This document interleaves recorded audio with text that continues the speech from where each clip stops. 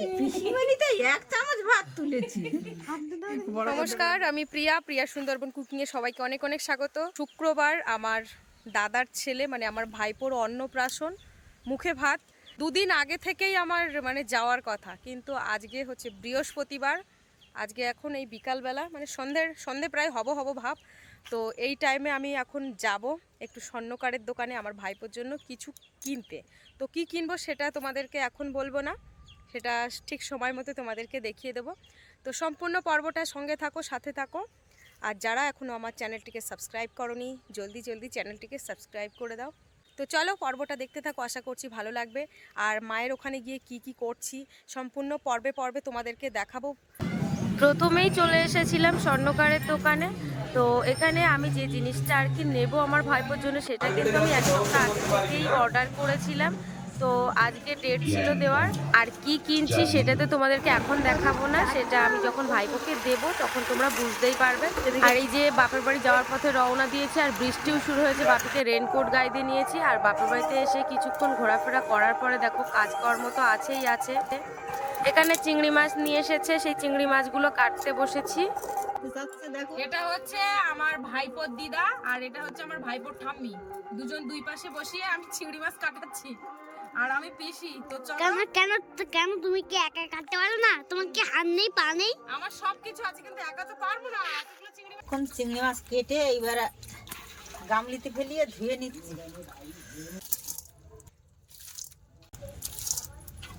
আমাদের সুন্দরবনে জঙ্গলের চাবড়া চিংড়ি, জঙ্গলের ভিতরে সব এইসব মাছ মারতে যায়।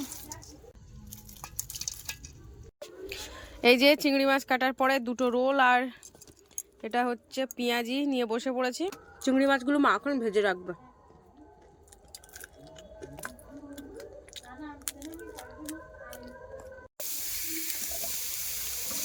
ঢেলে দাও সব একসাথে। না জল পড়ে, লবণ আর হলুদ দিয়ে ভেজে রাখছি।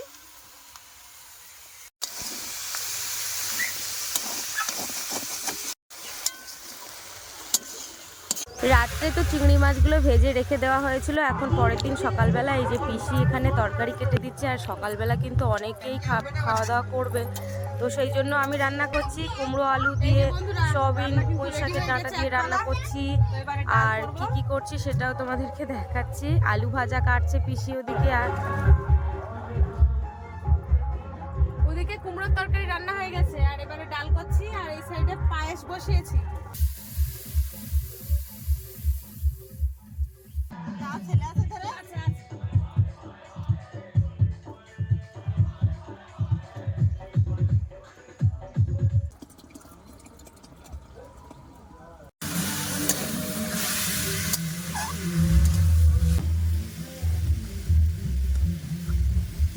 রান্না বান্না কিন্তু কমপ্লিট হয়ে গেছে, এবার সবাইকে খেতে দেবো। সকাল দুপুরটা কিন্তু খাওয়া দাওয়া রান্না বান্না সব আমি করেছিলাম। আর দুপুর বেলার দিকে যারা এসেছিল তাদের সবাইকে মানে খাওয়া দাওয়া করে কমপ্লিট করে দিয়েছি। আর এদিকে কাজবাজ চলছে, আর বেলুন ফোলানোরও কাজ চলছে। আর ভাইপোর অন্নপ্রাশনটা কিন্তু 12টার আগে কমপ্লিট করে নেব, কারণ শুভ কাজটা 12টার আগে করে নেওয়াটাই ভালো। আর আমাদের নিয়মে ঠাকুর থেকে কিন্তু অন্নপ্রাশন হয় না, কারণ মামা করে, এটাই আমাদের নিয়ম আছে। তো দেখি, ও বাপ রে বাপ, একটু হাই করো। এই জামার এগুলো একটু লাগিয়ে দিন, দেশ লম্বা হয়ে গেছে। ভাইপো এদিকে ঘুমিয়ে গেছে, ভাইপোকে একটু সাজিয়ে দিয়েছে। আর আমার বাবি তো আগে ভাগে সেজে নিয়ে বসে আছে। আর এখানে বেলুন ফোলানো কিন্তু কমপ্লিট হয়ে গেছে। আর এই যে দেখো বৌদিরা জেঠিমারা সবাই চলে এসেছে সবজি কাটতে। তো এই যে কাটা চলছে এদিকে। মা শুধু হাতের কাছে জোগান এনে দিয়েছে, এটা ওটা। তো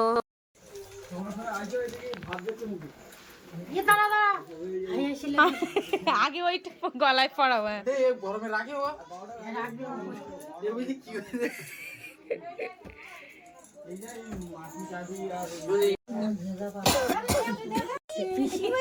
এক চামচ ভাত তুলেছি। বড় করে দেবে একবারে, ভাইপোর একবারে বড় করে দেবে।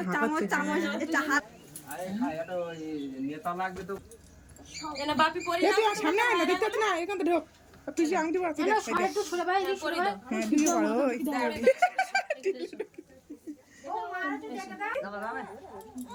ওটাই তো নিও।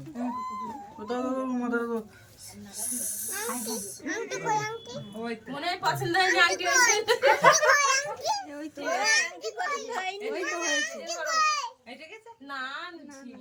তোমরা তো দেখেই নিলে আমার ভাইপোর আমি একটা আংটি দিয়েছি, আর এটা হচ্ছে আমার ঠাকুমা। আর ঠাকুমা কিন্তু রূপোর চামচ দিয়ে ওকে পায়েস খাওয়াচ্ছে।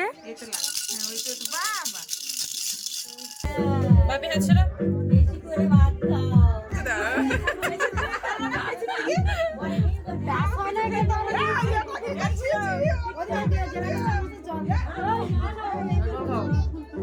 এটা কিন্তু আমার বড় জেঠুর ছোট মেয়ে, আমার দিদি।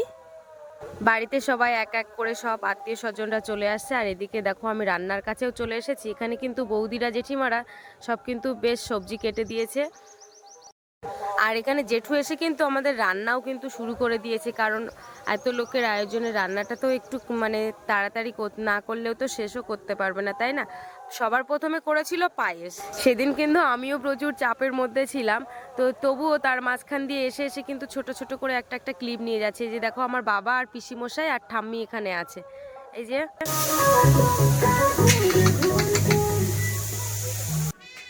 বন্ধুরা, এটা হচ্ছে আমার বড় মাসিমা আর এই যে মা, দুজনই এক জায়গায় আজকে পেয়ে গেছে। আর মেজো মাসিমা কিন্তু এখনো আসেনি, তো দেখা যাক। আর মামা কোথায়? আর এই যে এটা হচ্ছে আমার দাদু, এই যে এটা আমার বাড়ির পাশেরই দাদু, আর এটা হচ্ছে আমার মামা। তো মেজো মাসিমা এখনো আসেনি, জানি না কখন আসবে। তো আসলে আমি তিনজনকে আবার অবশ্যই দেখাবো। এটা হচ্ছে আমার বাপের বাড়ির ফ্যামিলি, পিসি, ঠাম্মা, দিদি, মানে যারা যারা ছিল সবাই কিন্তু এখানে আছে। দুই দিদি আছে। আজকে কিন্তু এক জায়গায় হয়ে আমরা সবাই খুব আনন্দ করছি, কারণ এক জায়গায় তো সবসময় হওয়াই যায় না। আমার তো পিসিমার সাথে দেখা হয় বলে খুব একটা মনে হয় না, কারণ আমি সত্যি যেতে পারি না, অনেকটা চাপের মধ্যে থাকি। তো তাই ভাবলাম যে আবার কবে দেখা হবে জানি না, সবাই এক জায়গায় দাঁড়াও একটা করে। এর মধ্যে তোমরা আবার ভাবতে পারো যে তোমার বর কোথায়, তোমার বর কেন এলো না। সত্যি বলতে আমার বরে না এত পরিমাণে কাজের চাপ পড়েছে, কি বলবো। ও চাপের জন্য আসতে পারিনি, ও আসবে। ওকে তোমরা অবশ্যই দেখতে পাবে, ভিডিওটাকে স্কিপ করো না, দেখতে থাকো, অবশ্যই দেখতে পাবে। এবারে ক্যামেরায় যাদেরকে দেখাচ্ছি, এটা হচ্ছে আমার মামার বাড়ির বৌদি। 3 বৌদি এখানে আছে। এটা হচ্ছে আমার বড় বৌদি, দেখেছো? আর বড় বৌদির ছেলে কোলে, আমি একটু হাই করতে বললাম তো লজ্জা পেয়ে গেছে। আর এটা হচ্ছে আমার ছোট ভাই বউ, আর এটা হচ্ছে আমার কাকিমা।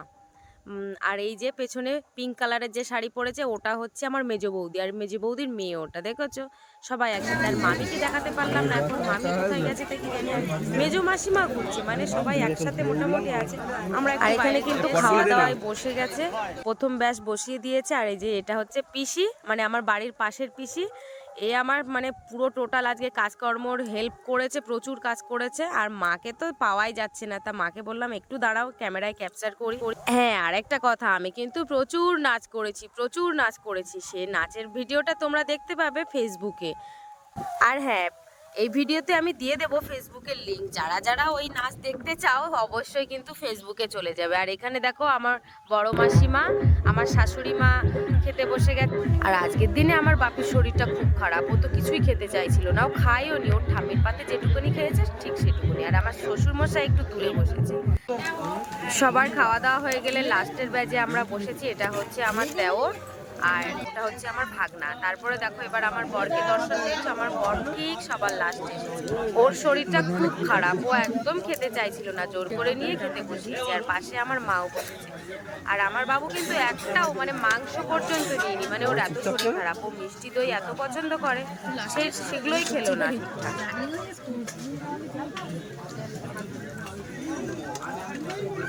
এই কলকাতাতে আসছিস? কলকাতায় ছেলে হ্যাঁ